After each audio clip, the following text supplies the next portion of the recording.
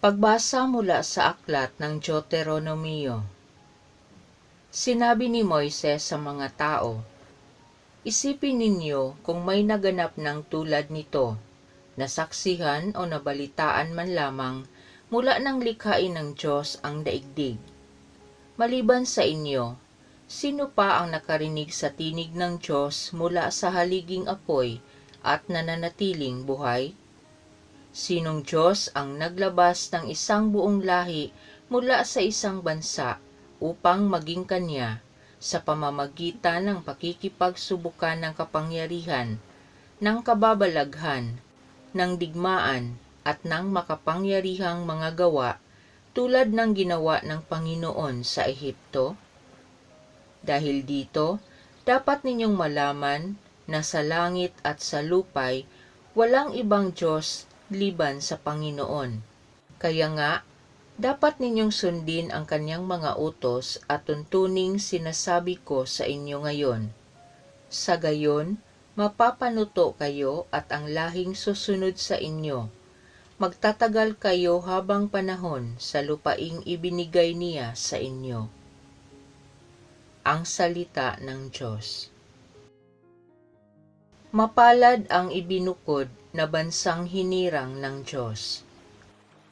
Panginooy tapat sa kanyang salita at maaasahan ang kanyang ginawa. Minamahal niya ang gawang matapat, ang pag-ibig niya sa mundo'y laganap. Mapalad ang ibinukod na bansang hinirang ng Diyos. Sa utos ng Poon nalikha ang langit, ang araw, ang buwan at talang maririkit. Ang buong daigdig sa kanyang salita ay pawang nayari, lumitaw na bigla. Mapalad ang ibinukod na bansang hinirang ng Diyos. Ang may takot sa Diyos at nagtitiwala sa kanyang pag-ibig ay kinakalinga. Hindi babayaang sila ay mamatay kahit magtagutom, sila'y binubuhay. Mapalad ang ibinukod na bansang hinirang ng Diyos. Ang ating pag-asa'y nasa Panginoon. Siya ang sanggalang natin at katulong. Ipagkaloob mo na aming makamit, O Poon, ang iyong wagas na pag-ibig. Yaman ang pag-asa'y sa'yo nasasalig.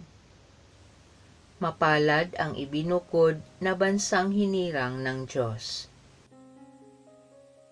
Pagbasa mula sa sulat ni Apostol San Pablo sa mga taga-Roma. Mga kapatid, ang lahat ng pinapatnubayan ng Espiritu ng Diyos ay mga anak ng Diyos, sapagkat hindi kayo tumanggap ng espiritu ng pagkaalipin upang matakot. Ang tinanggap ninyo ay espiritu ng pagiging anak, at ito ang nagbibigay sa atin ng karapatang tumawag ng Ama, Ama ko. Ang espiritu nga ang nagpapatotoo kasama ng ating espiritu na tayo'y mga anak ng Diyos. At yamang mga anak, tayo'y mga tagapagmana ng Diyos at kasamang tagapagmana ni Kristo. Sapagkat kung tayo'y nakikipagtiis sa Kanya, tayo'y dadakilain ding kasama niya. Ang salita ng Diyos. Dakila ang Amang mahal, Anak, Espiritong banal, noon, ngayon at kailan paman. Ang mabuting balita ng Panginoon ayon kay San Mateo. Noong panahong iyon, ang 11 alagad ay nagpunta sa Galilea, sa bundok na itinuro sa kanila ni Jesus.